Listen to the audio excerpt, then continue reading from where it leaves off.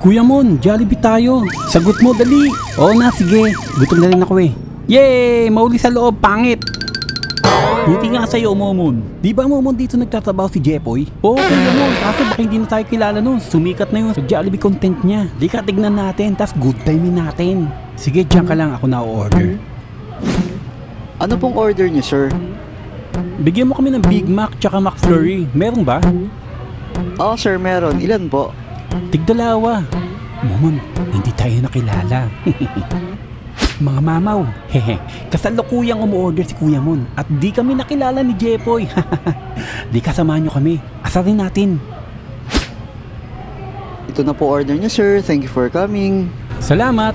Tara, Momon, sasakay pa tayo ng jeep. Uy, Kuya Mon, exciting yan. Siyempre, jeep prox ang kuya mo. Ayun na yung jeep. Uy, mama, para. Cause I'm living on a jet plane. Tamo tong dalawang mo akong na to. Kala siguro nila di ko sila nakilala.